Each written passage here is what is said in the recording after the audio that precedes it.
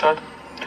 Hello नमस्कार राम राम साथियों, उत्कर्ष परिवार में आप सभी का स्वागत है। तो शिव शक्ति बैच में स्वागत है आपका। तो हम लोग डीपीएसपी तक पढ़ चुके हैं, भाग 4 तक हम लोग जो है वो स्टडी कर चुके हैं ना।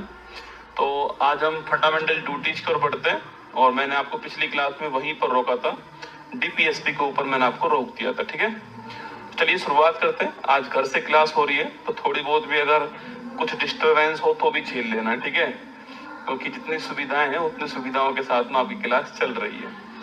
तो हम लोग आज जो है वो फंडामेंटल ड्यूटी हमारे जो है उसकी ओर हम लोग बढ़ने वाले हैं।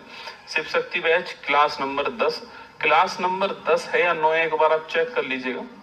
जहां तक मुझे याद है क्लास नंबर 9 है ना, फिर भी आप चेक कर लीजिएगा, कोई बात नहीं, मैं फिर कर मैं वरना मैं चेक कर लूंगा। ठीक है, तो मौलिक कर्तव्य जो है सबसे पहले हम इस पर बात करेंगे ना, फंडामेंटल ड्यूटीज पर सबसे पहले बात करते हैं। देखिए क्वेश्चन देखिएगा, निम्नलिखित कथनों में से असत्य कथन को पहचानना आपको।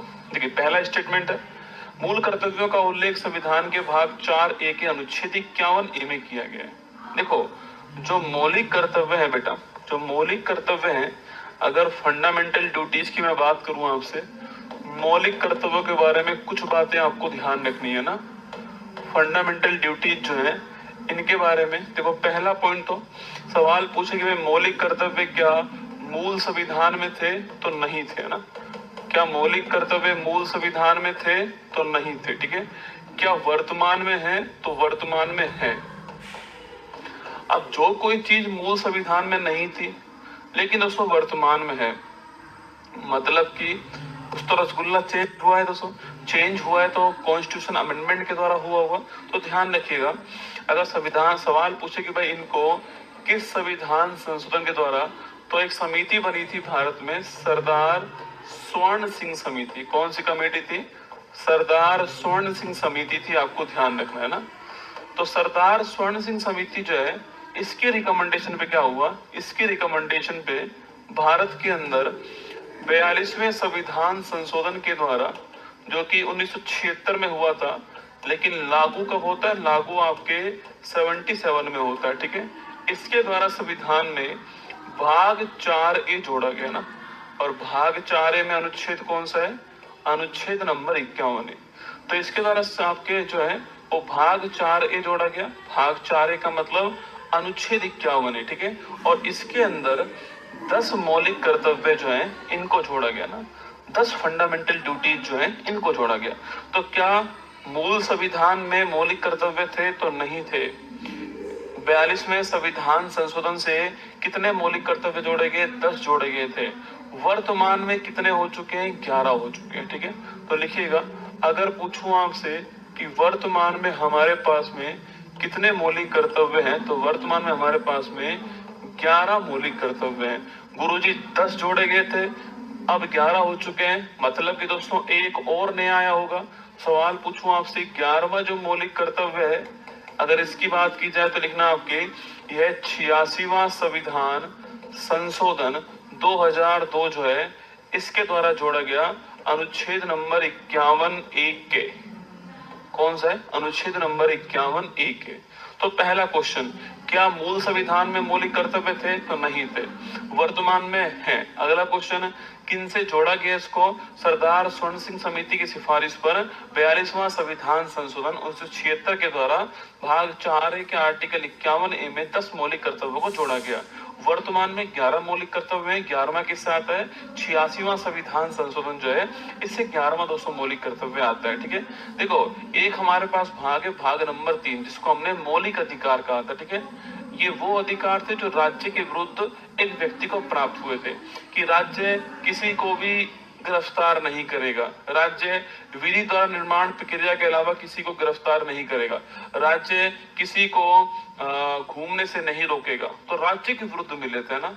जबकि मौलिक कर्तव्य जो होते हैं वो नागरिकों की जिम्मेदारियां होती हैं, हमारी रेस्पॉन्सिबिलिटीज क्या है, कि हम हमारे राष्ट्रीय ध्वज का सम्मान करेंगे, हम हमें जिन्होंने हमें आजादी दिलाई थी, जिन्होंने अपने प्राण त्याग दिए, हम उनके आदर्शों की पालना करेंगे, हम जो है हमारे जो स्मारक हैं, ऐतिहासिक स्मारक है, हम जो है उनकी पालना करेंगे। तो कुल मिला के दोस्तों ये सारे के सारे जो थे आपके, सारे के सारे क्या आपके मौलिक कर्तव्य आपको ध्यान रखना है, ठीक है। अब देखिए हमारे पास वर्तमान में 11 मौलिक कर्तव्य, कितने आपके, हमारे पास वर्तमान में 11 मौलिक कर्तव्य हैं। आपको 11 की 11 मौलिक कर्तव्य याद नहीं करने अक्षर से। आपसे दोस्तों सवाल पूछे कि भाई 11 मौलिक कर्तव्यों में से आप कौन से याद कर सकते हो दोस्तों आपके, तो 11 जो मौलिक कर्तव्य हैं आप उसमें से याद कर सकते हो कि उनकी ट्रिक क्या है, कि पहले में क्या, ए में क्या है, बी में क्या है, सी, दोस्तों ऐसे याद करना है, ठीक है। तो 11 मौलिक कर्तव्य आपको याद नहीं करना है, ठीक है। 11 मौलिक कर्तव्य जो है वो आपको याद नहीं करना है। जैसे कि 51 1 के, ठीक है, ऐसे है दोस्तों ना, 51 1 ए, 51 1 बी, ऐसे लिखे हुए हैं, 51 1 सी, 1 डी, 1 ई, 1 एफ, 1 जी, 1 एच, 1 आई और 1 के। तो 1 2 3 4 5 6 7 8 9 10, अरे A B C D E F G H I J रह गया, जे और के। आपको बस इनकी ट्रिक ध्यान रखनी है, ठीक है, कि इनकी ट्रिक क्या है दोस्तों ना, बस केवल इतना ध्यान रखना, ट्रिक जो है इनकी हमारा उससे काम हो जाएगा, ठीक है। आपको केवल दोस्तों आपके ट्रिक ध्यान रखनी है कि इनकी ट्रिक क्या है, ठीक है। देखिए दोस्तों A4 होता है एंथम, 2-3 बार पढ़ोगे याद हो जाएगा ना। A4 होता है एंथम, एंथम का मतलब राष्ट्रगान। तो 51 1 ए में राष्ट्रगान और राष्ट्रीय ध्वज जो है इसके सम्मान की बात कही गई। तो 51 1 ए में एंथम हमारा जो फ्लैग है उसके सम्मान की बात है, तो राष्ट्रगान और राष्ट्रीय ध्वज के सम्मान की बात है 51 1 ए में, ठीक है। इसी में लिखना राष्ट्रगीत का उल्लेख नहीं है ना, राष्ट्रगीत का उल्लेख, वंदे मातरम का जो उल्लेख है वो यहाँ पर नहीं किया गया, ठीक है। 51 201 ए। 51 1 भी पूछूं आपसे, ब्रेव क्या है, ब्रेव, ब्रेव का मतलब बहादुर। बहादुर कौन, जिन्होंने हमें आजादी दिलाई दोस्तों। तो जो आजादी के, जो हमारे स्वतंत्रता के जो सेनानी थे आपके, उनके आदर्शों की पालना करना, ये आपके लिखा हुआ है, ठीक है। स्वतंत्रता सेनानी जो है हमारे, जिन्होंने हमें वॉरियर जो थे हमारे, जिन्होंने आजादी दिलाई थी आपके, इन आदर्शों की पालना करना ये आपके हम सभी भारतीयों का कर्तव्य होने वाला है, ठीक है। ये दोस्तों 51 1 बी में लिखा है। 51 1 सी की बात करूं आपसे तो देखिएगा 51 1 सी आपके, तो C4 होता है आपके कंट्री यूनिटी। क्या होता है, C4 लिखिए, कंट्री यूनिटी है ना, C4 कंट्री यूनिटी, मतलब राष्ट्र की एकता और अखंडता और संप्रभुता जो है इसकी रक्षा करेंगे हम, है ना। तो राष्ट्र की एकता, अखंडता और संप्रभुता जो है, सोवर्जिनिटी जो है, इसकी रक्षा करेंगे। ये किसमें लिखा हुआ है, 51 1 सी में लिखा हुआ है, ठीक है। तो 51 1 डी की बात करूं आपसे, 51 1 डी आपके, तो D4 होता है डिफेंस। क्या होता है, डिफेंस, ठीक है, डिफेंस। डिफेंस का मतलब रक्षा, मतलब कि अगर हमें जरूरत पड़ेगी तो हम रक्षा में जाएंगे, ठीक। कुल मिला के अगर जरूरत पड़ी सरकार देश को, तो हम जो है हमारे देश के लिए डिफेंस सर्विस में भी जाएंगे, हम उसकी रक्षा भी करेंगे, हम जो है डिफेंस सर्विस भी देंगे, ठीक है। ये आपके डी में लिखा हुआ है, ठीक है। E4 होता है दोस्तों इक्वलिटी। क्या होता है, इक्वलिटी, ठीक है। तो इक्वलिटी पूछूं आपसे, इक्वलिटी पूछूं आपसे तो मतलब कि हम जो है भातृत्व की भावना, समान भातृत्व की भावना रखेंगे आपके, और साथ में समरसता रखेंगे, ठीक है। समान भातृत्व की भावना और समरसता जो है, बस की पॉइंट याद कर लीजिए, काम हो जाएगा, ठीक है। ये रखेंगे आपकी, ये है 51 1 आपके ई, ठीक है। दोस्तों 51 1 एफ की बात करूं आपसे, तो F4 होता है फैंसी कल्चर, ठीक है। फैंसी कल्चर है ना, मतलब कि जो भारत की जो सामसिक संस्कृति है इसको सजोए रखेंगे ना, भारत की जो सामसिक संस्कृति है इसको सजोए रखेंगे, आपको ध्यान रखना है 51 1 एफ के अंदर, ठीक है। 51 1 जी, G4 होता है ग्रीन, मतलब पर्यावरण, ठीक है। तो पर्यावरण की बात कहां पर की गई है आपकी, G4 होता है ग्रीन, ग्रीन मतलब आपके एनवायरमेंट। तो पर्यावरण की बात कहां पर है, तो एनवायरमेंट की जो बात है आपकी वो 51 1 जी में लिखा हुआ है, ठीक है। 51 1 H, H for human scientific approach. क्या है, ह्यूमन। देखो अब कई लोग बोलेंगे सर क्यों ही याद करें इनको, भाई पेपर में सवाल पूछता है, सीधी बात ये है, और तुम्हारी किस्मत में ये लिखा हो सवाल तो फिर तो और ही मजा है। अधिकांश बच्चे छोड़ के जाएंगे। आपको बस थोड़ा ध्यान लगाना है, कुछ नहीं करना है, इस पेज को लिख करके अपना वॉलपेपर लगा लेना, या अपना वो लाइट बंद करते हैं, लाइट ऑन लॉक स्क्रीन कर देना अपना, एक दिन कर लेना, निश्चित तौर पे आपको याद हो जाएंगे ना। तो 51 1H ह्यूमन साइंटिफिक, आपके ह्यूमन साइंटिफिक अप्रोच है ना, ह्यूमन साइंटिफिक जो अप्रोच है, कुल मिला के दोस्तों आपके मानववाद की बात कहाँ हुई है, यहीं पर हुई है, और वैज्ञानिक दृष्टिकोण की बात भी यहीं पर हुई है ना। तो जो वैज्ञानिक दृष्टिकोण है इसकी बात भी कहाँ हुई है, इसकी बात भी यहीं पर हुई है, आपको ध्यान रखना है ना। तो मानववाद और वैज्ञानिक दृष्टिकोण की बात जो यहीं पर हुई है, एच में आपको ध्यान रखना है। सुना I4 दोस्तों लिखना, आपके I4 आपके होता है क्या, आपके I4 होता है इनकम, ठीक है, मतलब कि जो सार्वजनिक संपत्ति है हमारी, अरे भाई जो पब्लिक दोस्तों आपकी प्रॉपर्टीज है, कई लोग क्या करते हैं उनको नुकसान पहुंचाते हैं, ठीक है। मान लो उनका गुस्सा सरकार से, दोस्तों मान लेते हैं आप सरकार के खिलाफ जो है प्रदर्शन कर रहे हो, ठीक बात है, आप कीजिए ना, लेकिन आप पब्लिक जो प्रॉपर्टी है उसको नुकसान नहीं पहुंचाइए, क्योंकि वो आपके और मेरे टैक्स से बन रही है, ठीक है। तो जो सार्वजनिक संपत्ति है इसकी रक्षा करेंगे ना, जो सार्वजनिक संपत्ति है इसकी रक्षा करेंगे हम लोग। ये आपके कहाँ लिखा हुआ है, ये आपके 51 1I में दोस्तों लिखा हुआ है, ठीक है। इसके बाद 51 1J, ठीक है, J फॉर आपके ज्वाइंट एक्टिविटी है ना। ज्वाइंट एक्टिविटी का मतलब सामूहिक गतिविधि में भाग लेंगे, ठीक है। सामूहिक गतिविधि जो है इनको बढ़ावा देंगे, सामूहिक गतिविधि को बढ़ावा देंगे, आपको ध्यान रखना है, ठीक है। J4 ज्वाइंट आपकी एक्टिविटी, और K4 होता है नॉलेज। क्या होता है, नॉलेज। नॉलेज का मतलब आपके जो शिक्षा वाली जो बात है, आपके जो शिक्षा वाली बात है कि 6 से 14 ईयर्स के जो बच्चे होंगे इनको निशुल्क और अनिवार्य शिक्षा जो है वो हम प्रोवाइड कराएंगे। तो कोई भारी खेल नहीं है, एक पेज में आपको सारे याद हो जाएंगे, बस पेपर में कॉन्फिडेंस रहेगा कि अगर सवाल आया तो आप कर जाओगे ना, पेपर में यही कॉन्फिडेंस होगा, ठीक है। अगर आपको तो मैं बोल के सुना दूं आपको 51 1 दोस्तों ए में क्या लिखा हुआ है, आपके 51 1 ए में लिखा हुआ है कि संविधान का आदर करेंगे, राष्ट्र ध्वज का आदर करेंगे, और जो आपके राष्ट्रगान है उसका सम्मान करेंगे, ये साफ साफ लिखा हुआ है, ठीक है। 51 1 भी जो आपके उसमें क्या लिखा हुआ है, जिन्होंने हमको आजादी दिलवाई थी, आपके स्वतंत्रता सेनानी जो है भारत के, उनको अपने हृदय में संजोए रखेंगे, ठीक है। 51 1 से पूछूं आपसे तो राष्ट्र की संप्रभुता, राष्ट्र की एकता और राष्ट्र की अखंडता जो है इसको सुनिश्चित करेंगे। 51 1D दोस्तों आपके राष्ट्र की रक्षा करेंगे, और अगर जरूरत पड़ी तो राष्ट्र सेवा जो है इसमें भी भागीदार बनेंगे ना, पीछे नहीं हटेंगे। जरूरत पड़ी, सेना में जाना पड़ा तो देश के लिए आपके सेना के अंदर भी चले जाएंगे ना।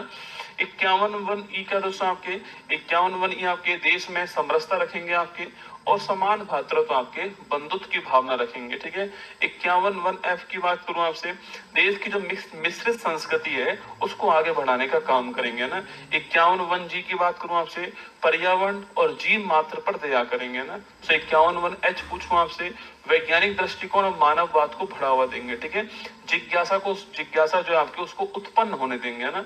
51 आपके 1I पूछूं आपसे, सार्वजनिक संपत्ति की रक्षा करेंगे, देखभाल करेंगे ना। 51 1J पूछूं दोस्तों आपसे, देश को आगे बढ़ाने के लिए, देश को उत्कर्ष के लिए सामूहिक गतिविधियों को बढ़ावा देंगे ना, सामूहिक प्रयास करेंगे। 51 1 के आपके 6 to 14 ईयर्स के बच्चों के लिए शिक्षा की बात है। सवाल पूछे दोस्तों एजुकेशन की बात कहाँ कहाँ पर है, देखो एजुकेशन की जो बात है, एजुकेशन की जो बात है, अगर सवाल पूछे एजुकेशन की बात कहाँ कहाँ पर है, तो एजुकेशन की जो बात है आपके लिखिएगा, एजुकेशन की बात संविधान में किस किस भाग में देखना, तो भाग 3 के अंदर, भाग 3 जो है, भाग 3 में आप सभी जानते हो, भाग 3 में दोस्तों आर्टिकल नंबर कौन सा, आर्टिकल नंबर 21 है ना। तो भाग 3 में आर्टिकल नंबर 21 है आपके एजुकेशन, ठीक है। भाग 4 की बात करूं आपसे, तो भाग 4 जो है, इस भाग 4 में आर्टिकल नंबर 45 आपको ध्यान रखना है, ठीक है। और भाग 4A पूछूं आपसे, भाग 4A की बात करूं आपसे, तो आर्टिकल नंबर 51 1K, तो इन तीनों में एजुकेशन की बात है ना। तो सवाल पूछे कि एजुकेशन कहाँ कहाँ पर है, फंडामेंटल राइट में भी है, डीपीएसपी के अंदर भी, और आपके फंडामेंटल ड्यूटीज के अंदर भी लिखा हुआ है, ठीक है। एक सवाल पूछे दोस्तों आपसे कि क्या जो हमारे मौलिक कर्तव्य है दोस्तों, अगर इनकी पालना नहीं हो तो क्या आप कोर्ट जा पाओगे, तो मैं आपको पहले भी कह चुका हूं, फिर आपको तीसरी बार लिखवा रहा हूं, अगर फंडामेंटल राइट का उल्लंघन होता है तो आप कोर्ट जा सकते हो, ठीक है। आर्टिकल 32 के द्वारा, आर्टिकल 226 के द्वारा, ये सुप्रीम कोर्ट और ये हाई कोर्ट। लेकिन अगर डीपीएसपी का उल्लंघन होता है, अगर फंडामेंटल ड्यूटीज का उल्लंघन होता है, अगर प्रियम्बल प्रस्तावना का उल्लंघन होता है, तो ध्यान रखिएगा अगर इनका उल्लंघन हुआ तो आप कोर्ट नहीं जा सकते ना, कोर्ट नहीं जा सकते, क्योंकि ये कोर्ट में प्रवर्तनीय नहीं है। कोर्ट इन्हें लागू करवाने का प्रयास जबरदस्ती नहीं कर सकती, आपको ध्यान रखना है। अब आइए सवाल की ओर। 15 मिनट में आपने देख लिया, अब कोई भी सवाल आ जाए आपके सामने आप निकाल लोगे। तो सुना, सवाल देखिए आपका। एक सवाल देखते हैं, पहले हम देखना। मूल कर्तव्य का उल्लेख संविधान के भाग 4A के अनुच्छेद 51A में किया गया। तो ठीक बात है।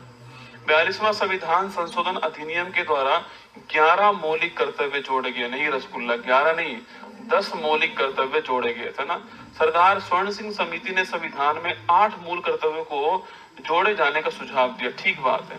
इसमें 208 को जोड़ने का सुझाव दिया था, पर 10 जोड़े थे हमने और फिर हमने इसको 11 कर दिया ना। भारतीय संविधान के में मूल कर्तव्यों को, हाँ ये सवाल पूछो कि जो संविधान में जो मौलिक कर्तव्य दोस्तों आपके, ये हमने कहां से लिए, सवाल पूछा आपसे कि जो मौलिक कर्तव्य संविधान के अंदर सो ये हमने कहां से लिए, ध्यान में आपके, तो इनको हमने सोवियत संघ से लिया था ना, क्योंकि जब जिस समय ले गए थे आपके उस समय नाम सोवियत संघ था, यूएसएसआर, ठीक है। लेकिन वर्तमान में नाम क्या है, वर्तमान में नाम इसका रूस हो गया। तो अगर रूस लिखा हो तो रूस ठीक है, अगर सोवियत संघ लिखा है तो वो ठीक है, ठीक है। हमने वहां से लिए थे इनको ना। तो हमारा गलत कौन सा हो गया, ऑप्शन नंबर बी गलत हो गया, ये आपको ध्यान रखना है, ठीक है। गलत फाल्स पूछा है ना, ऑप्शन नंबर बी है। भारतीय संविधान के मौलिक कर्तव्यों में निम्नलिखित में से किस शब्द का दोस्तों उल्लेख नहीं है, ठीक है, नहीं मिलता है ना। वन, झील, तालाब, नदी। दोस्तों बताओ आपके, अगर पूछूं आपसे जो संविधान का जो मौलिक कर्तव्य है दोस्तों आपके, इसमें से किस शब्द का उल्लेख जो है वो नहीं मिलता है, ये आपको बताना है, ठीक है। तो किस शब्द का दोस्तों उल्लेख नहीं मिलता है ये आपको बताना है। बताओ जल्दी से फटाफट आपके, किस शब्द का उल्लेख नहीं मिलता है। अगर सवाल पूछे आपसे कि किस शब्द का दोस्तों उल्लेख जो है वो नहीं मिलता है, बताओ फटाफट क्या आंसर होगा आपका।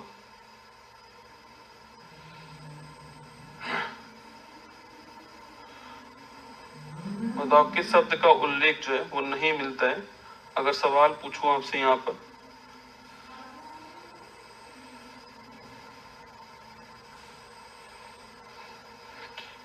जल्दी बताओ, तुक्का लगा लो। वन है या क्या झील है, क्या तालाब है, क्या दोस्तों नदी है, तुक्का लगा लो बैठ के, नहीं कम से कम।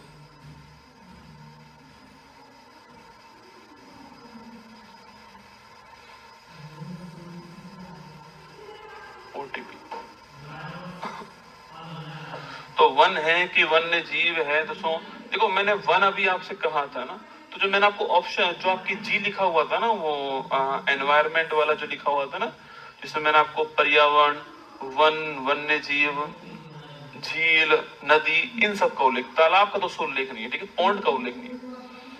वन है, झील है, नदी है, बढ़िया क्वेश्चन। देखो हल्के में नहीं लेना है सवाल दोस्तों, ये सवाल पूछा गया सवाल है, मैंने नहीं बनाया सवाल, PYQ है, सवाल पूछा गया, तो तालाब का उल्लेख नहीं है, ठीक है। चलो, निम्नलिखित में से कौन सा भारतीय नागरिकों का मौलिक कर्तव्य नहीं है, चलो नहीं है देखते हैं। हमारी सामाजिक संस्कृति की गौरवशाली परंपरा का महत्व समझे, बिल्कुल है। अरे फैंसी कल्चर है ना दोस्तों, ये कल्चर है 51 1F के अंदर दोस्तों, आपके याद है आपको, इसमें है, बिल्कुल है रसगुल्ला। राष्ट्रीय आंदोलन को प्रेरित करने वाले दोस्तों उच्च आदर्शों को हृदय में संजोए रखना, ठीक है, ये भी है आपके जो आदर्श है 51 दोस्तों आपके 1B के अंदर है। देश की रक्षा के लिए आह्वान करने पर सेवा देना दोस्तों आपके, ठीक बात है आपके। और सार्वजनिक संपत्ति की सुरक्षा रखें और हिंसा से दूर रहें, ठीक है। कौन सा मौलिक कर्तव्य नहीं है दोस्तों ना, देश की रक्षा का आह्वान किए जाने पर 10 वर्ष की सेवा दोस्तों ना, ये राष्ट्रीय आंदोलन को प्रेरित करने वाले उच्च आदर्शों को हृदय में रखना, हमारी सामाजिक संस्कृति गौरवशाली परंपरा, ये भी है, ये भी है। ये दोस्तों 10 वर्ष का नहीं लिखा हुआ है, ठीक है, ऐसा कुछ नहीं लिखा हुआ है, ठीक है, ये 10 वर्ष का नहीं लिखा हुआ, मतलब फिक्स टाइम तो नहीं लिखा हुआ है, ठीक है। तो option number C correct answer है। सार्वजनिक संपत्ति की सुरक्षा करना, बिल्कुल है आपके 51 1I है आपके। पर इसमें 10 वर्ष वाला सिस्टम नहीं लिखा हुआ है, ठीक है। चलिए आगे बढ़िएगा। 42वां संविधान संशोधन के तहत कौन सा मौलिक कर्तव्य 10 आचार आदर्शों में से शामिल नहीं था, ठीक है। अच्छा, इनमें से कौन सा जो 10 फंडामेंटल राइट थे उनमें शामिल नहीं था, ठीक है। देखो, संविधान का पालन करें, ये तो आपके पहला वाला ही है, आपके ये तो ए हो गया। सार्वजनिक संपत्ति आपके आई हो गया, ये के हो गया, और जीवों पर देवा आपके जी हो गया, ठीक है। तो ये वाला नहीं था आपके 10 में, ये वाला नहीं था, ये बाद में जोड़ा गया ना। 6 to 14 वाला जो है बाद में जोड़ा गया, ठीक है। जब कुछ स्कूल के विद्यार्थी विद्यालय की दीवार पर अपना नाम लिखते हैं तो उस पर कौन सा मौलिक कर्तव्य लागू होता है? क्या बढ़िया क्वेश्चन है भाई साहब, क्या दोस्तों बढ़िया क्वेश्चन है कि जब कुछ बढ़िया सवाल दोस्तों और तब बनता जब ये ना लिखा होता, ऐसे लिखा होता 51 1 बी, ऐसा लिखा होता तो और मजा आता, ठीक है। देखो, पहले दोस्तों आप इनको देख लो। जब स्कूल की दीवार पर स्कूल के विद्यार्थी विद्यालय की दीवार पर अपना नाम लिखते हैं तो पब्लिक प्रॉपर्टी जो है आप उसको नुकसान पहुंचा रहे हो, ठीक है। देखो, भारत की प्रभुता नहीं, प्राकृतिक पर्यावरण नहीं, संविधान की पालना नहीं, तो ऑप्शन नंबर 1 है सार्वजनिक संपत्ति की सुरक्षा करना जो है ये हमारा मौलिक कर्तव्य है ना। निम्नलिखित में से किस समिति की सिफारिश पर भारतीय संविधान में मूल कर्तव्यों को शामिल किया गया? ये सरदार स्वर्ण सिंह समिति, option number C correct answer है। इसकी सिफारिश पे किया गया, आपको ध्यान रखना है। आगे बढ़ेगा।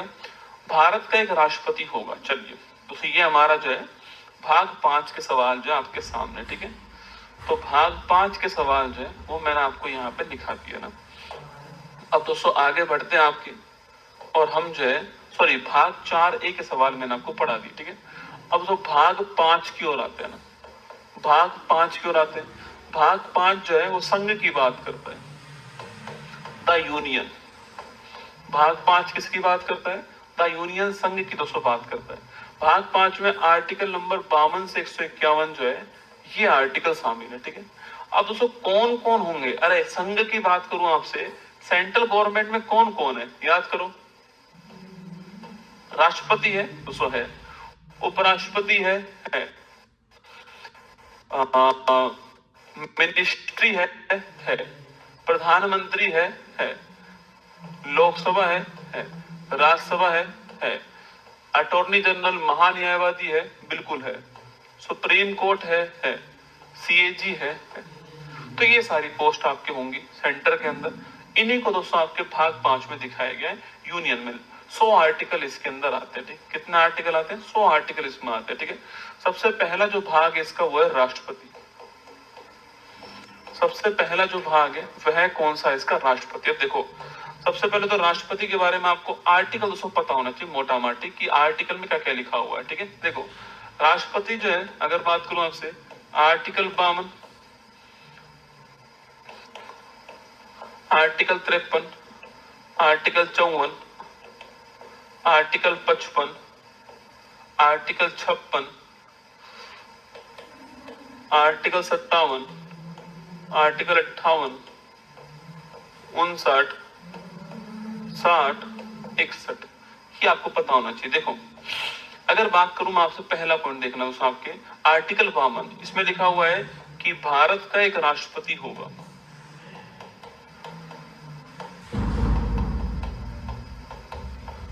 भारत का एक राष्ट्रपति होगा, ठीक है। ये आपके कहा लिखा हुआ है? ये आर्टिकल 52 में लिखा हुआ है कि भारत का एक राष्ट्रपति होगा। 53 की बात करूं आपसे, राष्ट्रपति के पास में कार्यपालिका शक्ति निहित होंगी।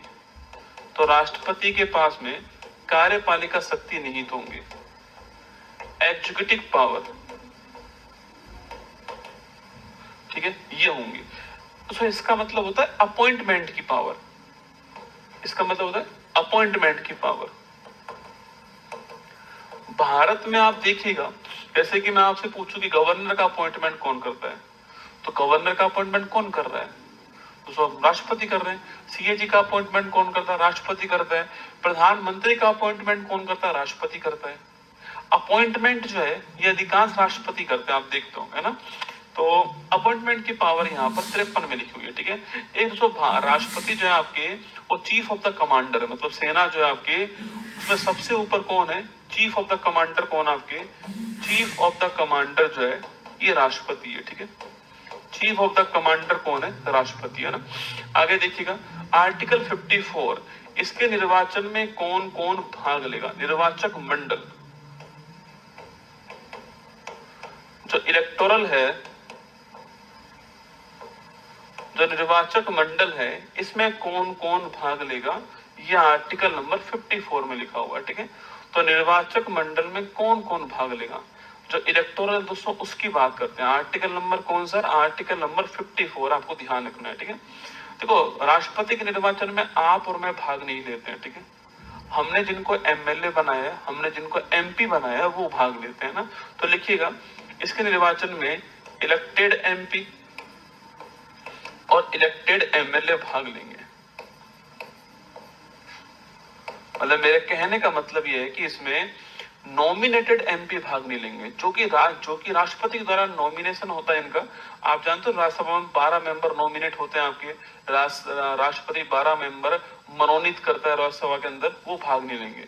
ऐसी ओनली इलेक्टेड एमएलए, जिन राज्यों में 2 सदन, जिन राज्यों में 2 हाउस हैं, एक में एमएलए होते हैं, एक में एमएलसी होता है ना। एक में तो विधानसभा होती है, लेजिस्लेटिव असेंबली, एक में होता है लेजिस्लेटिव काउंसिल। उत्तर प्रदेश आपके एक में 403 मेंबर, एक में 100 मेंबर है।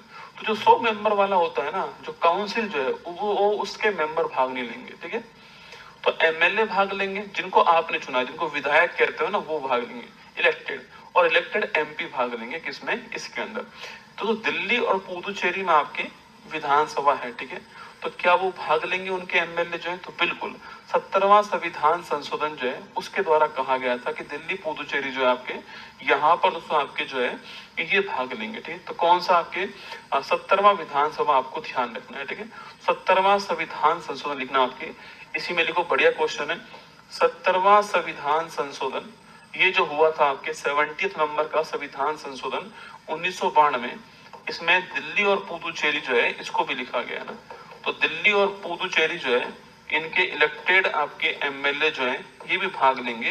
ये आपको इंपॉर्टेंट क्वेश्चन ध्यान रखना है, 70वां संविधान संशोधन, ठीक है। अब निर्वाचन कैसे होगा, ठीक है। तो लिखिएगा निर्वाचक मंडल की बात करते हैं ना। तो सॉरी, निर्वाचन कैसे होगा? तो निर्वाचन की विधि क्या होगी? इसे बोलते हैं मैनर ऑफ इलेक्शन।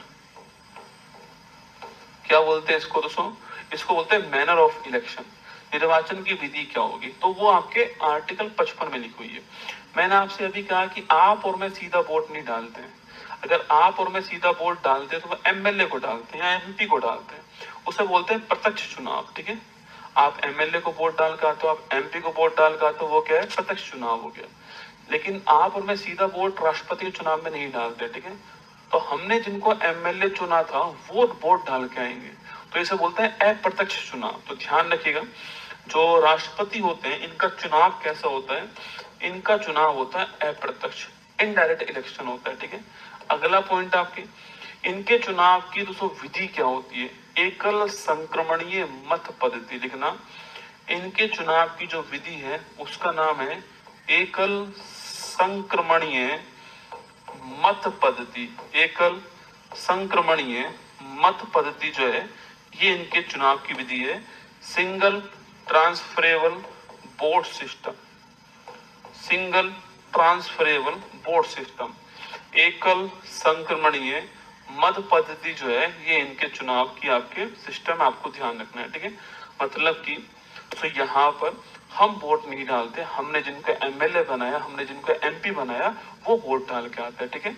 और ये दोस्तों अप्रत्यक्ष चुनाव यहाँ पर होता है, ठीक। कैसा होता है? अप्रत्यक्ष चुनाव होता है। अच्छा, तो मान लो मैंने एमपी बनाया जिसको, तो मैंने एमएलए, हमने वोट दी मान लेते हैं, और हमारे यहाँ क्षेत्र से विधानसभा से कोई एमएलए बन गया, ठीक है। अब दोस्तों वो किस उम्मीदवार को वोट देगा ये खुलासा नहीं है, ठीक है। तो ध्यान रखना है कि जो वोट डालने जा रहे हैं ना उनका जो चुनाव होता है वो आपके बंद होता है, खुला मतदान नहीं होता है, ठीक है। तो नोट कीजिएगा यहाँ पर ये बंद मतदान होता है, गुप्त मतदान होता है, ठीक है। सीक्रेट वोटिंग होती है। आपको याद है वो चुनाव जिसमें दोस्तों आपके ये जो है नीलमा संजीव रेड्डी खड़े थे, एक तरफ आपके कद्दावर नेता थे कांग्रेस के, इनके सामने कोई खड़े होने की हिम्मत नहीं कर रहा था। और इंदिरा गांधी जी के टाइम पर कांग्रेस की पार्टी से खड़े थे ना, लेकिन इंदिरा गांधी जी को पसंद नहीं थे कौन? नीलमा संजीव रेड्डी आपके, बिल्कुल पसंद नहीं थे आपके। तो उन्होंने एक उम्मीदवार को इंडिपेंडेंट खड़ा कर दिया जिनका नाम था बीवी गिरी, है ना। और बीवी गिरी ने कहा कि मैं कहाँ जीतूंगा मैडम इनसे, तो उन्होंने कहा चिंता मत करो। उन्होंने कहा बीवी गिरी से तुम तो ये बोलो माँ सब्जी की जगह की कि अपनी अंतरात्मा की आवाज पे वोट दे के आना है। और जहां भी चुनाव प्रचार करने की आपके कांग्रेस इंदिरा गांधी जी वहां यही बोल गए कि अपनी अंतरात्मा की आवाज वोट आपके वोट डालना है। आपका मत किसको पड़ा है किसी को पता नहीं लगेगा। और यकीन मानना बीवी गिरी चुनाव जीत गए, नीलमा संजीव रेड्डी चुनाव हार गए, क्योंकि किस एमएलए ने किस राष्ट्रपति पद के उम्मीदवार को वोट डाला है पता नहीं लगेगा। ठीक है, तो सोचा मान लो एमएलए बीजेपी पार्टी का है और राष्ट्रपति उम्मीदवार का जो उम्मीदवार था मान लेते वो कांग्रेस का था, और इस वाले को वो पसंद आ रहा है तो ये वोट डाल सकता है उसको, ये पता ही नहीं लगेगा कि किसने किसको वोट डाली है। तो ये हुआ था एक बार। ठीक है, तो बंद मतदान, गुप्त मतदान, सीक्रेट मतदान, ये तीनों की तीनों पॉइंट एग्जाम में जरूर ध्यान रखना है। गुप्त है या खुला है, गुप्त मतदान है। अगला प्रत्यक्ष है या अप्रत्यक्ष है, अप्रत्यक्ष है इनडायरेक्ट। अगला पद्धति कौन सी है, सिंगल ट्रांसफरेबल वोट्स पद्धति, एकल संक्रमणीय मत पद्धति, आपको ध्यान रखना है। ठीक है, तो ये निर्वाचन की विधि होती है ना। तो अगला पॉइंट होता है कौन सा आपके, अगला पॉइंट है आपके कि कितना कार्यकाल होता है। ठीक है, कार्यकाल कितना है नोट करना। इनका जो राष्ट्रपति है इनका कार्यकाल 5 साल होता है। ठीक है, मान लो दोस्तों राष्ट्रपति ने रिजाइन कर दिया बीच में, जैसे अभी उपराष्ट्रपति रिजाइन करके गया ना, मान लो ऐसी कोई राष्ट्रपति रिजाइन कर दे या राष्ट्रपति की डेथ हो जाए बीच में, तो 6 महीने के अंदर चुनाव होगा, अनिवार्य है। ठीक है, तो 6 माह में चुनाव होगा ही होगा, अनिवार्य है। 6 माह में चुनाव होगा, अनिवार्य है। उपराष्ट्रपति के चुनाव में अनिवार्य नहीं है। चलो इस बार तो हो गया वो बात अलग है, पर 6 माह में चुनाव होगा, अनिवार्य है। और जो नया राष्ट्रपति आएगा दोस्तों आपके, जो भी नया राष्ट्रपति आएगा आपके, तो 6 माह में चुनाव अनिवार्य रूप से होगा और वो पूरे कार्यकाल के लिए राष्ट्रपति बनने वाला है। ठीक है, तो ये आपके 56 आर्टिकल में आपको ध्यान रखना है। दोस्तों अगला आर्टिकल कौन सा आपके 57 नंबर का आर्टिकल। ठीक है, 57 नंबर का जो आर्टिकल है इसकी बात करते हैं। ठीक है, दोस्तों पहली बात तो 57 नंबर जो आर्टिकल आपके इसमें लिखा हुआ है कि क्या री इलेक्शन हो सकता है क्या। जो राष्ट्रपति साहब है अगर वो एक बार जीत गए तो क्या दोबारा चुनाव लड़ सकते हैं, बिल्कुल लड़ सकते हैं ना, यस। अच्छा गुरुजी कितनी बार, जितनी बार चाहे, अनंत बार। ध्यान रखना, जैसे हमारे यहाँ पर डॉक्टर राजेंद्र प्रसाद जी जो है आपके, ये 2 बार बने राष्ट्रपति। ठीक है, ये 2 बार बन गए। ठीक है, राष्ट्रपति जो आपके राजेंद्र प्रसाद जी है ना, तो मैंने कहा री इलेक्शन हो सकता है। हाँ, अमेरिका में 202 बार का सिस्टम है। अमेरिका में एक राष्ट्रपति, अमेरिका में जो राष्ट्रपति का कार्यकाल होता है यह आपकी 4 वर्ष का होता है। ठीक है, और 2 बार ही बन सकता है, ये सिस्टम वहां पर है। ठीक है, अच्छा आर्टिकल 258 पूछूं आपसे, इसमें लिखी हुई है योग्यताएं, योग्यताएं क्वालिफिकेशन लिखी हुई है। ठीक है, जैसे कि उम्र कितनी चाहिए, 35 वर्ष, चाहे आप राष्ट्रपति का चुनाव लड़ो, चाहे उपराष्ट्रपति का लड़ो, और चाहे दोस्तों आप जो है वो आपके राज्यपाल का लड़ो, आपकी मर्जी हो जिसका चुनाव लड़ सकते हो। ठीक है, चाहे आप राष्ट्रपति का लड़ो, चाहे दोस्तों उपराष्ट्रपति का लड़ो, चाहे आप राज्यपाल का लड़ो, जिस आपकी मर्जी हो वो चुनाव लड़ो। आपको 35 वर्ष की उम्र दोस्तों आपकी यहाँ पर चाहिए। ठीक है, कितनी उम्र चाहिए, 35 वर्ष आपकी जो उम्र है वो आपको यहाँ पर चाहिए, आपको ध्यान रखना है। ठीक है, तो 35 वर्ष की उम्र जो है यहाँ पर चाहिए, आपको ध्यान रखना है। ठीक है, ये राष्ट्रपति के लिए जरूरी चीज होती है, 35 वर्ष की जो उम्र है वो यहाँ पर जरूरी है उसके लिए। ठीक है, अगला दोस्तों 59 पूछूं आपसे, शर्त कंडीशन जो आपके, शर्त कंडीशन जो है वो 59 के अंदर लिखी हुई है। ठीक है, अगला 260 पूछूं आपसे यहाँ पर, 60 200 पूछे आपसे यहाँ पर जो है 60 में शपथ का उल्लेख है। ठीक है, तो राष्ट्रपति की शपथ का उल्लेख मैंने आपसे कहा था अनुसूची नंबर 3 में नहीं है। राष्ट्रपति, उपराष्ट्रपति, राज्यपाल, इनका उल्लेख आर्टिकल 60 में किया गया। अच्छा शपथ का उल्लेख है, शपथ दिलाने वाला कौन होगा, तो भारत का मुख्य न्यायाधीश जो है शपथ दिलाने वाला। ठीक है, तो भारत का मुख्य न्यायाधीश। अच्छा तो शपथ की बात तो यहाँ पर होगी। अगर मैं पूछूं आपसे कि कोई राष्ट्रपति रिजाइन देता है, ठीक है, कोई राष्ट्रपति रिजाइन देता है तो वो अपना रिजाइन किसको देगा, उपराष्ट्रपति को देगा। रिजाइन किसको देगा, उपराष्ट्रपति को। और उपराष्ट्रपति इसकी सर्वप्रथम सूचना किसको देने वाला, आपकी उपराष्ट्रपति इसकी सबसे पहले सूचना जो है वह देने वाला है किसको, लोकसभा स्पीकर। ये बहुत ही महत्वपूर्ण क्वेश्चन ध्यान है आपके कि राष्ट्रपति अगर इस्तीफा रिजाइन देता है तो किसके नाम पर देगा?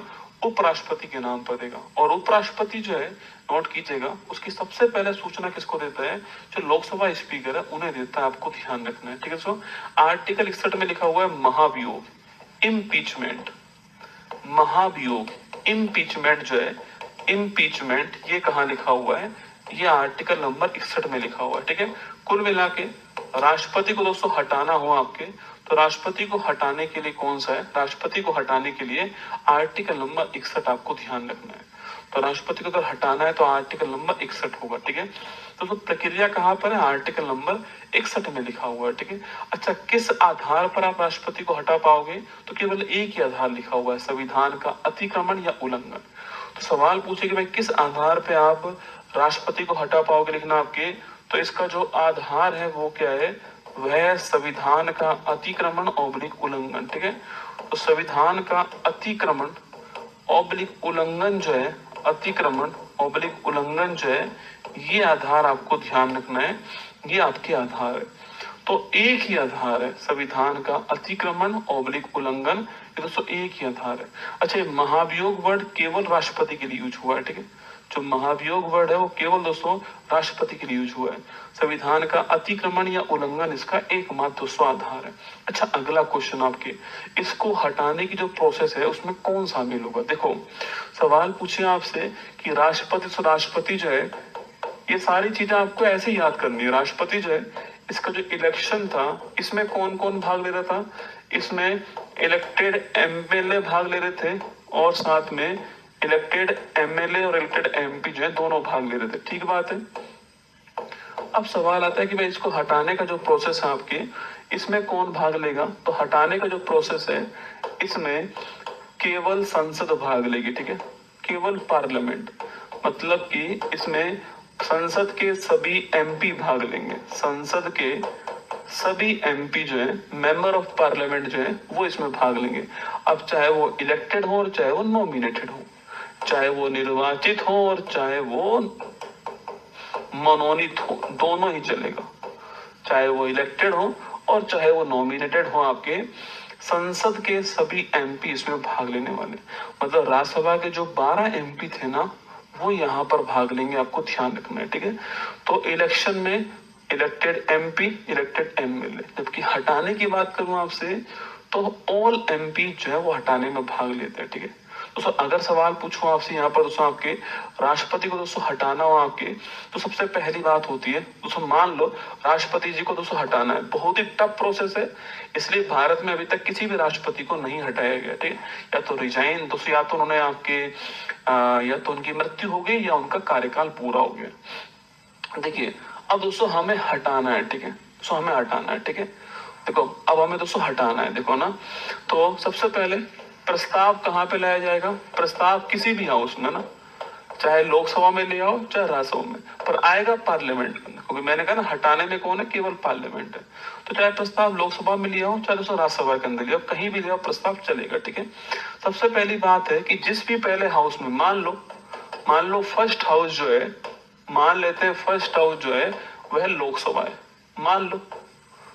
तो यहाँ पर आपको सबसे पहले 1/4 व्यक्ति, 1/4 एमपी जो है वह साइन करके देंगे, 1/4 एमपी साइन करके देंगे हटाने के प्रस्ताव के ऊपर, और कार्यवाही चालू होने से 14 दिन पहले, ठीक है। तो 1/4 एमपी, ये क्वेश्चन आता है एग्जाम में, तो 1/4 एमपी साइन, उस सदन के 1/4 एमपी साइन करेंगे कि हम राष्ट्रपति को हटाना चाहते हैं, उसके लिए एक प्रस्ताव लेकर आ रहे हैं, उसके लिए जो हम आपके रिजोल्यूशन लेकर आ रहे हैं। और फिर 14 डेज के अंदर ये काम करना, 14 डेज का टाइम भी आपके यहाँ पर देना पड़ेगा, ठीक है। तो उसके बाद आपके वोटिंग होगी, ठीक है। वोटिंग को ध्यान रखना, मतदान जो है इसमें आपको एक बात ध्यान रखनी है कि यहाँ पर कुल का 2/3, हमारे संविधान का सबसे बड़ा जो बहुमत है वो यहीं पर चाहिए होता है दोस्तों ना। कुल का 2/3 मेजोरिटी, बहुत बड़ा बहुमत है रसगुल्ला। दोस्तों होता क्या आपके, मान लो हमारी जो लोकसभा आपके, उसमें 543 मेंबर, ठीक है दोस्तों, 543 मेंबर, ठीक है। तो ऐसा होता है कि कई की बार जो है आपको अधिकांश भाग मान लेते हैं आपके, तो इसमें से केवल आपके, मान लो इसमें से केवल आपके 350 एमपी आए, आते हैं सारे 200 एमपी थोड़ी आते हैं, आते नहीं है। 350 200 एमपी आए, ठीक है, 350 एमपी आए। इसमें से मान लो 400 एमपी आ गए दोस्तों, मान लो 400 एमपी आ गए, ठीक है, 400 एमपी आए थे, लेकिन 50 एमपी कैंटीन के अंदर बैठे हुए हैं, उन्होंने वोटिंग में भाग लिया ही नहीं। तो कितने एमपी, 350 एमपी ने वोटिंग में भाग लिया, ठीक है। और मान लेते कि सारे के सारे एमपी ने वोटिंग की थी यस कि हटाओ राष्ट्रपति को। 350 के एमपी ने, बहुत बड़ी बात है ये, 350 एमपी कहना एक साथ में कि यस कह दिया उन्होंने कि हटाओ, तो क्या हट जाएंगे दोस्तों? अब देखो आप 543 का 2/3 निकाल लो, 3 एकम 3, 3 8 24, 3 एकम 3, 2 एकम 2, 2 8 16 और 6, न्यूनतम इतने मेंबर चाहिए। प्रस्ताव समाप्त हुआ। सोच के देखो कि 543 में से 400 एमपी में से 350 एमपी आए थे, जितने एमपी आए सबके सबने एक साथ वोट डाल दिए एक जगह यस के ऊपर, फिर भी प्रस्ताव हट गया। तभी तो मैं कह रहा हूँ कि बहुत टफ है ये। और चलो लोकसभा से करवा भी लेंगे भाई, एक पार्टी का बहुमत लोकसभा में होता है, पर तो राज्यसभा से करवाना बहुत भारी फेल पड़ जाएगा ना, तो ये संभव ही नहीं है। कहने वाली बात ये कि बहुत डाइवर्स कंडीशन ऐसी होंगी, पता नहीं कब, पर अभी तो संभव है नहीं। तो ये वोटिंग का कुल का 2/3 चाहिए, ठीक है। अब ये सेकंड हाउस में जाएगा, यहाँ से पास हो गया तो ये सेकंड हाउस जो है वहां दोस्तों पहुंच जाएगा, ठीक है। यहाँ से पास हुआ तो सेकंड हाउस के अंदर जाएगा, ठीक है। सेकंड दोस्तों हाउस में आपके अगर प्रस्ताव इसी प्रकार कुल का 2/3 से पास हो गया तो राष्ट्रपति जो है वो हट जाएंगे ना। अगर ऐसे प्रस्ताव पास हो तो राष्ट्रपति जो है सो उनको हटा हुआ मान ले जाएगा। 6 महीने के अंदर मैंने आपसे कहा था कि 6 महीने के अंदर जो है राष्ट्रपति का वापस निर्वाचन होगा। सवाल पूछे कि राष्ट्रपति का महाभियोग दोस्तों आपके ये कैसी प्रक्रिया है? इसमें जांच होती है दोस्तों बीच में ना, ऐसा नहीं जांच नहीं होती है, इसमें जांच होती है ना। तो जांच होती है तो मतलब इसमें न्यायिक वो भी है ना। तो राष्ट्रपति का महाभियोग अर्ध न्यायिक प्रक्रिया, बहुत बढ़िया क्वेश्चन है। राष्ट्रपति का जो महाभियोग है लिखना आपके, ये एक अर्ध न्यायिक प्रक्रिया है ना, अर्ध न्यायिक प्रक्रिया है, बीच में इसमें जांच भी होती है ना। अर्ध न्यायिक प्रक्रिया है। Quasi judiciary system, quasi judiciary है ना, तो क्वासी जुडिशरी आपके जो है जुडिशरी प्रोसेस है, आपको ध्यान रखना। बढ़िया क्वेश्चन है। राष्ट्रपति का महाभियोग कैसी प्रक्रिया आपके? अर्ध न्यायिक प्रक्रिया, आपको ध्यान रखना है, ठीक है। कैसी प्रक्रिया है? अर्ध न्यायिक। तो आइए एक बार हम क्वेश्चन की तरफ दोस्तों आते हैं। भारत का एक राष्ट्रपति हुआ, कहाँ पे लिखा हुआ है? आर्टिकल नंबर 252 में लिखा हुआ है कि भारत का एक राष्ट्रपति होगा, आपको ध्यान रखना है, ठीक है। तो भारत का एक राष्ट्रपति होगा, कहाँ लिखा हुआ है? आर्टिकल 52 जो है यहाँ पे लिखा हुआ है, भारत का एक राष्ट्रपति होगा। अगला क्वेश्चन देखिए, भारत का राष्ट्रपति बनने के विषय में निम्नलिखित कथनों पर विचार कीजिए। आइए विचार करते हैं। व्यक्ति भारत का जन्म से नागरिक दोस्तों होना चाहिए, ठीक है। 35 वर्ष की उम्र पूरी कर चुका हो, ठीक दोस्तों। आपके ऑप्शन नंबर बी तो ठीक है आपके, कि 35 वर्ष की उम्र जो है वो पूरी कर चुका हो ना। लोकसभा का मेंबर निर्वाचित होने की योग्यता रखता हो, ठीक है। तो इतनी तो योग्यता चाहिए आपकी, वो लोकसभा का एमपी बन जाए ना। लोकसभा के एमपी के लिए है क्या? 25 वर्ष उम्र हो, भारत का नागरिक हो, दिमाग से आपके पागल ना हो, दिवालिया ना हो, यही शर्तें होती है। तो 100 शर्तें क्या होती है ना। तो ये ठीक बात है। सवाल ये पूछ रहा हूँ आपसे कि क्या ऑप्शन नंबर 1 ठीक है या नहीं है ना। सवाल दोस्तों आपसे यहाँ पर ये पूछ रहा है कि क्या ऑप्शन नंबर 1 दोस्तों आपके अनुसार जो है वह ठीक है या नहीं है, ठीक है। सवाल दोस्तों आपसे यहाँ पर ये पूछ रहा है कि क्या ऑप्शन नंबर 1 जो है वह ठीक है या नहीं है ना। सवाल दोस्तों आपसे यहाँ पर ये पूछ रहा हूँ कि क्या ऑप्शन नंबर 1 जो है वो आपके अकॉर्डिंग जो है वह ठीक है या नहीं है दोस्तों ना। बताओ मैं इसको, ऑप्शन नंबर 1 जो है आपके अकॉर्डिंग जो है, आपको देखो थोड़ा बहुत लॉजिक पेपर में लगाना ही पड़ेगा। 3 ऑप्शन आप जानते हो, 1 नहीं जानते हो, ऐसा दोस्तों होने वाला है, ठीक है। सवाल मैं पूछ रहा हूं आपसे, क्या दोस्तों ऑप्शन नंबर 1 जो है वो सही है या गलत है, ठीक है।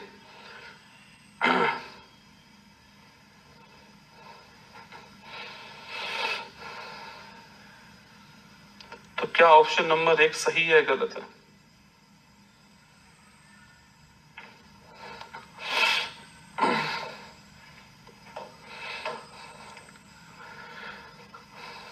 देखिए लिखा होता कि वह भारत का नागरिक होना चाहिए, इतना लिखा होता तो ठीक है। अब उसको नागरिक जन्म से हो या और तरीके से हो, रजिस्ट्रेशन के द्वारा हो आपके, तो कोई दिक्कत नहीं। क्या सोनिया गांधी भारत की राष्ट्रपति नहीं बन सकती? बन सकती है। भाई सोनिया गांधी जन्म से भारत की नागरिक थोड़ी है रसगुल्ला, तो बन सकती है, कौन सी बड़ी बात है इसके अंदर। तो ये स्टेटमेंट गलत हो गया कि व्यक्ति भारत का जन्म से नागरिक हो, नहीं, कोई जरूरत नहीं है। तो 2 और 3 ठीक है, बढ़िया सवाल, एकदम बढ़िया सवाल, बहुत बारीक सवाल बनाए, अच्छा सवाल बनाए। ध्यान रखना, भारत के राष्ट्रपति का चुनाव किसके द्वारा किया जाता है? बढ़िया क्वेश्चन है, एग्जाम में सवाल पूछा गया है, ठीक है। केवल राज्यसभा मेंबर आपके, ये केवल जो वर्ड है ना दोस्तों, ये हमेशा खतरनाक होता है। जहां भी आपको पीवाईक्यूज में, जहां भी आपको पेपर में केवल मिल जाए ना, 2 बार पढ़ो, 90% चांस है कि केवल गलत होगा। मैं क्या बोल रहा हूँ, मेरी बात सुनना, 90% चांस है केवल गलत होगा। केवल दोस्तों यहाँ पर है, केवल यहाँ पर है, ठीक है, केवल यहाँ पर है, गलत। लो भाई साहब, मान लो जिसको आता भी नहीं दोस्तों ना, जिसको आता भी नहीं था सवाल, और उसको तुक्का मारना था जिंदगी में, गुरुजी तुक्का तो मार नहीं, गुरुजी ने कहा केवल गलत होता है, काटा काटा काटा, और गलती से ठीक भी हो गया आंसर। तो केवल वर्ड दोस्तों, केवल मतलब 10% ठीक होता है। 100 में से 90 सवाल में, अगर 100 सवाल में केवल है तो 90 में गलत होगा, 10 में ठीक होगा, ठीक है। पढ़ो इसको, संसद के दोनों सदनों के निर्वाचित मेंबर और राज्य विधानसभा एवं राष्ट्रीय राजधानी दिल्ली और पुदुचेरी के निर्वाचित मेंबर। मैंने आपसे कहा ठीक है, option number B correct answer है। आगे बढ़िएगा, निम्नलिखित में से किन की नियुक्ति भारत के राष्ट्रपति द्वारा दोस्तों होती है? देखो, अपॉइंटमेंट, अभी मैंने थोड़ी देर पहले आपसे एक बात कही थी कि भाई जो अपॉइंटमेंट दोस्तों होता है, जो नियुक्ति होती है, जो अपॉइंटमेंट होता है, यह कौन करता है? तो ये आर्टिकल नंबर 53 में आपके राष्ट्रपति के पास में एग्जीक्यूटिव पावर होती है, ठीक है। सवाल पूछ रहा है भाई किस किस का अपॉइंटमेंट दोस्तों राष्ट्रपति करता है, ठीक है, किस किस का अपॉइंटमेंट राष्ट्रपति करता है, सवाल आपसे ये पूछ रहा है। देखो सवाल दोस्तों पूछे आपसे किसका अपॉइंटमेंट, तो पहला लिखना आपके, पहला लिखिए प्रधानमंत्री का अपॉइंटमेंट। तो पीएम का जो अपॉइंटमेंट है वो कौन करता है आपके, वो राष्ट्रपति करते हैं, आर्टिकल 75(1) के अनुसार। आर्टिकल 75(1) में लिखा हुआ है पीएम का अपॉइंटमेंट को राष्ट्रपति करेगा, ठीक है। एक लिखिए राज्यपाल, इसका भी अपॉइंटमेंट राष्ट्रपति करता है, आर्टिकल 155 के अंदर लिखा हुआ है। तो राज्यपाल का जो अपॉइंटमेंट है वो भी राष्ट्रपति करेगा, आर्टिकल नंबर 155 जो यहाँ पे लिखा हुआ है, ठीक है। महान्यायवादी लिखना, अटॉर्नी जनरल, महान्यायवादी, इसका अगर अपॉइंटमेंट की बात करूं मैं आपसे, तो इसका जो अपॉइंटमेंट है वो भी कौन करेगा, आर्टिकल नंबर 76 लिखिए, इसका भी अपॉइंटमेंट आपके जो है वो राष्ट्रपति करने वाला है। सीएजी लिखना, कंप्ट्रोलर एंड ऑडिटर जनरल, महालेखा और नियंत्रक परीक्षक, ठीक है, सीएजी कहते हैं। इसका भी अपॉइंटमेंट कौन करेगा आपके, इसका भी अपॉइंटमेंट जो है वो राष्ट्रपति करेगा, आर्टिकल नंबर 148 नोट करना। तो इसके बाद आपके सुप्रीम कोर्ट के न्यायाधीश, इनका भी अपॉइंटमेंट कौन करेगा आपके, अंतिम, जो अपॉइंटमेंट का मतलब है अंतिम साइन, किसने, जो पत्र आएगा, मान लेते हैं सुप्रीम कोर्ट के न्यायाधीश बनाए गए, ये पत्र जो है, ये अपॉइंटमेंट कौन करा आपकी, ये भी आपके राष्ट्रपति ने करा, ठीक है। तो सुप्रीम कोर्ट के न्यायाधीश आर्टिकल नंबर 124 आपको ध्यान रखना है, ठीक है, राष्ट्रपति करेंगे। हाई कोर्ट के जो न्यायाधीश है इनका भी अपॉइंटमेंट कौन करेगा आपके, राष्ट्रपति करेगा, आर्टिकल नंबर 217, कौन सा, आर्टिकल नंबर 217, ठीक है। तो इसके अलावा पूछूं आपसे, यूपीएससी जो है, यूपीएससी जो है हमारा, इसके भी जो अध्यक्ष और मेंबर हैं, इनका भी अपॉइंटमेंट आपके राष्ट्रपति करने वाला है, आर्टिकल नंबर 280 आपको ध्यान रखना है, ठीक है। इसके अलावा इलेक्शन कमीशन पूछूं आपसे, इसके अंदर भी जो अपॉइंटमेंट है वो राष्ट्रपति करने वाला है, आर्टिकल नंबर 324 आपको ध्यान रखना है, ठीक है। तो इसके अलावा national commission for schedule caste, national commission for schedule tribe, national commission for backward class, ये आर्टिकल 338, ये आर्टिकल 338 ए, ये आर्टिकल 338 बी, इनका भी अपॉइंटमेंट कौन करेगा आपके, राष्ट्रपति दोस्तों अपॉइंटमेंट करने वाला है, ये आपको ध्यान रखना है, ठीक है। तो ये सारे, वित्त आयोग लिखना आपके, देखिए वित्त आयोग जो है, फाइनेंस कमीशन जो है, इसका भी अपॉइंटमेंट कौन करेगा, आर्टिकल 280 जो है दोस्तों, अरे यूपीएससी लिखना आपके, आर्टिकल 315, यूपीएससी 315 ना। तो ये सारे के सारे अपॉइंटमेंट करने की पावर किसके पास में, इनके पास में। बहुत ही बढ़िया क्वेश्चन है। पहली बात तो आपको ये ध्यान रखना है कि इनका सबका अपॉइंटमेंट होता है। सवाल पूछे कि प्रधानमंत्री का क्या होता है, निर्वाचन, मनोनयन,